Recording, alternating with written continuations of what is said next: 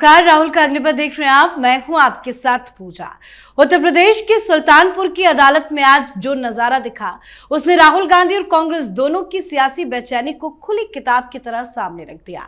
अमित शाह से जुड़े मानहानि केस में कोर्ट के सख्त आदेश के बाद राहुल गांधी को आज आखिरकार कोर्ट के सामने पेश होना ही पड़ा और यही सबसे बड़ा झटका माना जा रहा है। कोर्ट परिसर में दाखिल होते समय राहुल गांधी का अंदाज भी बदला बदला दिखा। ना वो पुराना आक्रामक तेवर, ना बड़ी बड़ी बातें। जज के सामने हाथ जोड़कर प्रणाम करना पड़ा, बयान दर्ज कराना पड़ा और सफाई देनी पड़ी कि उनके बयान को तोड़ मरोड़ कर पेश किया गया। राहुल ने कोर्ट में खुद को साजिश का शिकार बताया, लेकिन कानूनी शिकंजा ढीला नहीं पड़ा।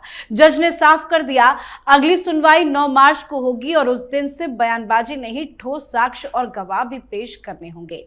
तो दूसरी तरफ झटका एक और कोर्ट से सामने आया है। राहुल गांधी को 21 फरवरी यानी कि कल ही महाराष्ट्र की भिवंडी कोर्ट में पेश होना होगा। ये पेशी 2014 के चुनाव प्रचार से जुड़े मानहानि केस में है।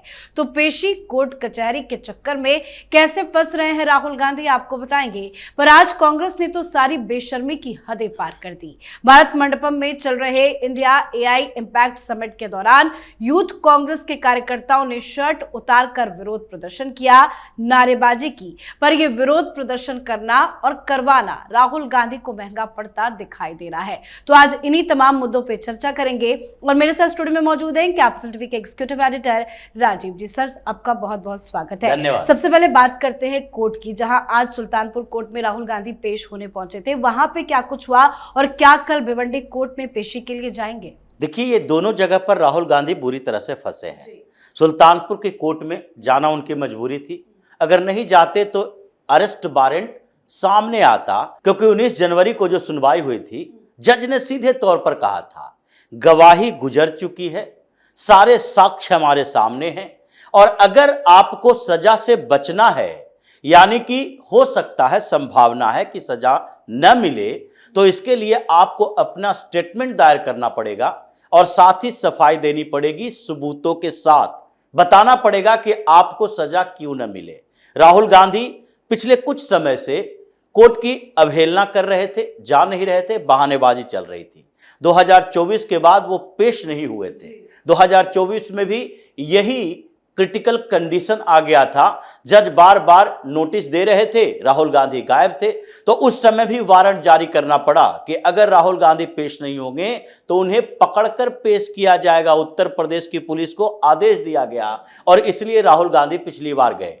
पिछली बार भी जब गए थे तो इनके समर्थकों ने कोर्ट के बाहर दबाव बनाने के लिए प्रदर्शन किया, हंगामा किया और साथ ही राहुल गांधी के समर्थन में नारेबाजी की। और इसलिए जब पिछली बार 45 मिनट की हियरिंग हुई थी, राहुल गांधी खड़े थे कटघरे में, क्योंकि उस समय बेल लेना था, क्योंकि जमानत अगर नहीं लेते तो उसी समय गिरफ्तारी हो जाती, अरेस्ट वारंट जारी हो गया था। तो राहुल गांधी को जमानत के लिए अपील करना पड़ा और उस समय भी कहे पॉलिटिकल वेंडेट्टा है, राजनीतिक बदले की भावना से हमें फंसाने की कोशिश की जा रही है, लेकिन बयान दर्ज नहीं किया था। केवल यही बोलते रहे कि राजनीतिक बदले की भावना है, हमने कोई गलत बात नहीं की, अगर कुछ हो गया होगा तो उसके लिए आगे सुनवाई में हम सारी बातें बताएंगे। लेकिन उसके बाद उनको जमानत दी गई 25-25 हजार के मुचलके पर और फिर से आगे के स्टेटमेंट दर्ज करने के लिए उन्हें नोटिस दिया गया। लेकिन वो नोटिस को धीरे धीरे एक एक हियरिंग में वो अवमानना करते गए और फिर अंत में इनको व्यक्तिगत पेश होने के लिए कहा गया। अब तो मजबूरी थी, जाना ही पड़ता। अगर नहीं जाते तो इसका मतलब था कि वारंट जारी हो जाता। राहुल गांधी का घमंड टूटा ऐसे कि जैसे ये गांधी नेहरू परिवार के चश्मो चिराग, ये समझ रहे थे कानून व्यवस्था कोर्ट कचहरी इनके सामने कुछ नहीं है, ये खुद ही कानून है। अब इनको बता दिया गया कि कानून से ऊपर आप नहीं हो, अगर कानून का पालन नहीं करोगे तो ऐसी ही स्थिति होगी, जेल के अंदर दिखाई पड़ोगे, बाहर में घूम घूम कर हंगामा नहीं करोगे। इसलिए जब ये पेश होने के लिए गए तो इस बार कोर्ट परिसर से कुछ दूरी तक ये जो कांग्रेस के कार्यकर्ता थे उनको छोड़ दिया गया। यानी गेट के बाहर ही ये लोग रहे, गेट के अंदर प्रवेश नहीं किया। फिर जब अंदर गए तो वहां पर भी गहमा गहमी का माहौल था, क्योंकि सिक्योरिटी की बात भी थी, राहुल गांधी को कुछ धमकियां भी मिल रही है। तो इसलिए पहले डॉग स्क्वाड गया, वहां पर चेक किया, राहुल गांधी को कमरे के अंदर ले जाया गया और फिर कमरे का दरवाजा बंद कर दिया गया। 30 मिनट इस बार सुनवाई हुई और 30 मिनट तक राहुल गांधी एक शब्द इसके अलावा नहीं बोल पाए कि हमें राजनीतिक तौर पर फंसाने की कोशिश की जा रही है। अब जज साहब यही बात कर रहे थे कि आपको नोटिस पर नोटिस जारी किया गया, अगर आपको पहले से कुछ पूर्व निर्धारित कार्यक्रम होते हैं तो जिस समय आपको नोटिस दी जाती है उस समय इसका जवाब क्यों नहीं दिया जाता?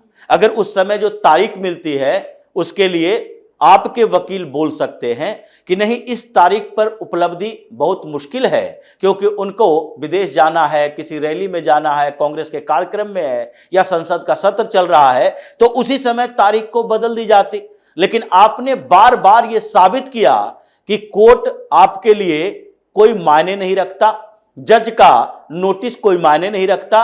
इसलिए अगर आपने अगली तारीख तक जो साक्ष्य पेश करने हैं, क्योंकि एक तरफ से साक्ष्य पेश है, विजय मिश्रा जो कि कंप्लेन किए हैं राहुल गांधी के खिलाफ, उन्होंने सारे साक्ष्य और गवाहों के बयान सब कुछ समर्पित कर दिए कोर्ट में, अपने साक्ष्य भी दे दिए, डिजिटल साक्ष्य भी थे और प्रिंटेड साक्ष्य भी थे। उस समय के राहुल गांधी के वीडियो भी दिए गए कि जब वो कर्नाटक में बोल रहे थे तो सीधे तौर पर राष्ट्रीय अध्यक्ष तत्कालीन भारतीय जनता पार्टी के अमित शाह को हत्यारा बोला था, हत्या का आरोपी भी नहीं बोला। अगर हत्या का आरोपी भी बोलते तभी भी फंसते, क्योंकि हत्या का आरोप उस समय तक अमित शाह पर से खत्म हो चुका था। लेकिन जब ये सबूत दिए गए हैं तो आगे की कार्रवाई के लिए राहुल गांधी को यह बताना है साक्ष्यों के साथ, सबूतों के साथ, कि हम दोषी क्यों नहीं हैं। अब राहुल गांधी किस आधार पर करेंगे? अभी तक तो सिर्फ यही कहते रहे कि राजनीतिक तौर पर हमें फंसाया जा रहा है, लेकिन जब सबूत की बारी आएगी तो ये थोथले तर्क नहीं चलेंगे। इसलिए अब 9 मार्च को देखना है, होली के बाद का डेट है, और होली इनका कैसे गुजरता है ये तो आगे आने वाले समय में पता चलेगा, जब इनके वकील कहेंगे कि इसमें भी सजा की व्यवस्था है, सजा होना तय है। तो आगे आप अपना व्यवस्था कीजिए कि हाई कोर्ट तक जाके सजा को सस्पेंड कैसे करवाएं, जैसे गुजरात की अदालत के फैसले के बाद इनकी सांसदी गई थी। तो कल क्या, कल महाराष्ट्र के भिवंडी जाएंगे पेशी के लिए? बिल्कुल जाना पड़ेगा। जैसे आज गए हैं दौड़ते हाफते चार्टर प्लेन से, यहां अमौसी एयरपोर्ट पर उतरे, वहां से फिर पूर्वांचल एक्सप्रेसवे पर चलते हुए सुल्तानपुर की अदालत पहुंचे, वैसे ही भिवंडी भी जाना पड़ेगा, क्योंकि वहां तो मामला इससे भी गंभीर है।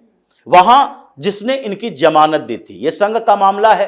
आरएसएस को लेकर इन्होंने टिप्पणी की थी कि गांधी की हत्या में आरएसएस की भूमिका है। इसी के खिलाफ कंप्लेन किया गया कि जब कांग्रेस की सरकार थी उस समय महात्मा गांधी की हत्या हुई और हत्या के बाद आरएसएस को उस इन्वेस्टिगेशन के दायरे में लाया गया, लेकिन एक भी सबूत आरएसएस के खिलाफ नहीं मिले। तो सरकार ने, सारी एजेंसियों ने जब आरएसएस को इस हत्या मामले से बरी कर दिया है, तो आप कौन होते हो ये बताने वाले कि आरएसएस की भूमिका है महात्मा गांधी की हत्या में? तो इसी बात को लेकर कंप्लेन है। इन्होंने जमानत ले रखी है, जैसे सुल्तानपुर की अदालत से भी जमानत ले रखी है, लेकिन जो इनका जमानतदार है, जिसने जमानत दिया, बेल बॉन्ड पर साइन किया था, उसकी मौत हो गई है। अब अगर पेश नहीं होते हैं तो उस दिन राहुल गांधी के लिए दिक्कत यह होगी कि इनकी बेल कैंसिल हो जाएगी। अगर आपके पास जमानतदार नहीं है तो बेल ऐसे ही ऑटोमेटिकली कैंसिल होगा, और अगर आपको जमानत लेनी है तो खुद जाकर पेश होना पड़ेगा, वकील जाके जमानत तो ले नहीं सकते। तो इसलिए समस्या इनके साथ है कि वहां भी भिवंडी कोर्ट में पेश होना पड़ेगा, और वो भी अब कंक्लूजन के स्तर पर पहुंचा हुआ है। ये जमानत लेने के लिए जाएंगे, पेशी होगी, जमानत के साथ सुनवाई होगी, और सुनवाई के साथ ही ये बताया जाएगा कि राहुल गांधी ने यह स्टेटमेंट जो दिया वो किस किताब, किस तथ्य, किस सबूत के आधार पर दिया। और अगर सबूत नहीं है तो आरएसएस जैसे दुनिया के सबसे बड़े संगठन उसको बदनाम करने के लिए राहुल गांधी को उसमें भी सजा होने की संभावना है। सर, साथ ही जो आज सुबह से ही कांग्रेस पार्टी के विरोध प्रदर्शन की सारी जगह तस्वीरें चल रही हैं, जहां कांग्रेस के यूथ कार्यकर्ता एआई समिट के मंच में जाकर विरोध प्रदर्शन कर रहे हैं, टी शर्ट उतारकर। ये हिम्मत कहां से आई है, किसके कहने पर हुआ है? क्योंकि बीजेपी ने प्रेस कॉन्फ्रेंस करके ये कहा है कि ये सारी प्लानिंग राहुल गांधी के आवास पर की गई थी। देखिए, जितने एंटी इंडिया एलिमेंट हैं उसका मोडस ऑपरेंडी एक ही तरह है। ये राहुल गांधी का इशारा है, क्योंकि राहुल गांधी के दिए गए नारों का उपयोग कर रहा था, पीएम इज कंप्रोमाइज्ड, और ये सारे लोग राहुल गांधी के मनोबल बढ़ाने पर ही वहां अंदर घुसने की हिम्मत कर पाए। लेकिन सारे का तरीका एक तरह कैसे है? अगर प्रदर्शन करना है जंतर मंतर पर जाओ, अगर प्रदर्शन करना है कि प्रधानमंत्री ऑफिस के पास जाओ, पीएमओ के पास जाओ, संसद भवन के पास जाओ, पार्लियामेंट स्ट्रीट के पास जाओ, जहां भी प्रदर्शन करना है, हजारों की संख्या में प्रदर्शन करना है, तो हजारों लाखों लोगों को प्रदर्शन में शामिल करो। आपका अधिकार है, डेमोक्रेटिक राइट है प्रदर्शन करना, लेकिन यह शांतिपूर्ण होनी चाहिए और इससे देश की सुरक्षा, देश की छवि, उसको खतरा पैदा नहीं होना चाहिए। आप प्रदर्शन देश के खिलाफ कर रहे हो या प्रदर्शन करने के पीछे आपका मकसद जो है वो सरकार को घेरना है, ये दोनों में अंतर है। और इनका मोडस ऑपरेंडी वही है, जैसे अभी शर्जील इमाम और उमर खालिद जेल के अंदर है, वो कॉन्स्पिरेसी कर रहा था, वो दंगे में शामिल नहीं था, लेकिन उसमें भी कोर्ट में यही बात कही गई कि ये देशद्रोह है, यूएपीए के तहत मुकदमा चल रहा है। क्यों? क्योंकि उस समय अमेरिका के तत्कालीन राष्ट्रपति डोनाल्ड ट्रंप आए हुए थे और आपने पूरे देश की छवि खराब करने के लिए अंतर्राष्ट्रीय स्तर पर मीडिया कवरेज मिले, देश की छवि खराब हो, इसके लिए आपने प्रोटेस्ट ऑर्गेनाइज किया, पत्थरबाजी की, जो दंगा में तब्दील हो गया। और वही तरीका अभी भी है कांग्रेस के पास। कांग्रेस ने यह सोचा है कि अभी एआई समिट हो रहा है जिसमें प्रधानमंत्री मोदी भी शामिल हुए, लगभग 20 से ज्यादा देशों के रिप्रेजेंटेटिव यानी राष्ट्राध्यक्ष शामिल हैं, 500 से ज्यादा ग्लोबल एआई एक्सपर्ट शामिल हैं, 50 से ज्यादा मंत्री हैं अलग अलग देशों के, यानी कि ये ग्लोबल समिट है, देश दुनिया के सारे लोग आए हुए हैं। और उस समय आप सरकार के खिलाफ नहीं बल्कि भारत के खिलाफ प्रदर्शन कर रहे हो। ये रिप्रेजेंट जो कर रहा है इस ग्लोबल समिट में वो भारतीय जनता पार्टी रिप्रेजेंटेटिव नहीं है, वो प्रधानमंत्री मोदी के तौर पर नहीं है, भारत के प्रधानमंत्री के तौर पर है।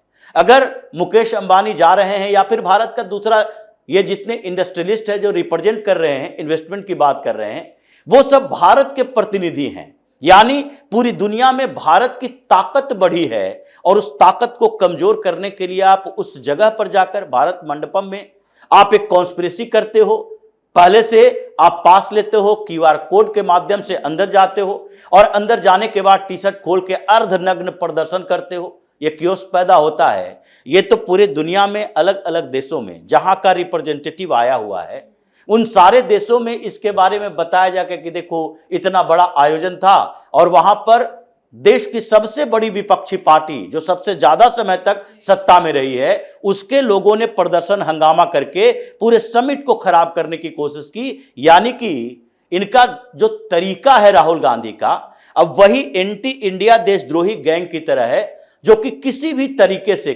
तरीके से चाहे वो प्रदर्शन करके हो या सुप्रीम कोर्ट में जाकर हो, जैसे अभी 240 पिटीशन दायर किए गए हैं सुप्रीम कोर्ट के अंदर सीएए के खिलाफ। हालांकि सुप्रीम कोर्ट अभी इंटरटेन नहीं कर रही है, लेकिन फिर भी 240 पिटीशन पूरे देश के अंदर घूम घूम कर कि 240 पिटीशन दायर करो, सीएए को कैंसिल करवाओ। तो इन लोगों का जो तरीका है, मोडस ऑपरेंडी है, एक ही है कि देश में अराजकता पैदा करो, पूरी दुनिया में भारत की छवि कमजोर करो ताकि प्रधानमंत्री मोदी के नेतृत्व पर सवाल उठे और भारत कमजोर ऐसा देश दिखाई पड़े जिसका नेतृत्व एक ऐसा प्रधानमंत्री कर रहे हैं जिसके ऊपर ये लोग आरोप लगा रहे हैं। इसलिए राहुल गांधी तक ये मामला भी पहुंचने वाला है। बिल्कुल सर, बहुत बहुत धन्यवाद सर समझाने के लिए। तो दिल्ली में हो रहे एआई समिट में यूथ कांग्रेस के कार्यकर्ताओं ने अमेरिका के साथ हुई ट्रेड डील का विरोध किया। पुलिस ने एक्शन लेते हुए कई कार्यकर्ताओं को हिरासत में ले लिया। यूथ कांग्रेस के कार्यकर्ता विरोध प्रदर्शन के दौरान अपने हाथ कुछ पोस्टर भी लाए थे, उन पर लिखा था पीएम इज कॉम्प्रोमाइज्ड। पर यह जो विरोध प्रदर्शन हुआ है उसके पीछे अब सीधी सीधे राहुल गांधी का नाम भी सामने आ रहा है। साथ ही आज सुल्तानपुर के कोर्ट में पेशी और कल भिवंडी कोर्ट में पेशी। लगातार कोर्ट में चल रही कार्रवाई ये इशारा कर रही है कि एक बहुत बड़ा झटका वो भी बहुत जल्द राहुल गांधी को लगने वाला है। तो आप भी अपनी राय कमेंट करके लिखिएगा। देखते रहिए कैपिटल टीवी। नमस्कार।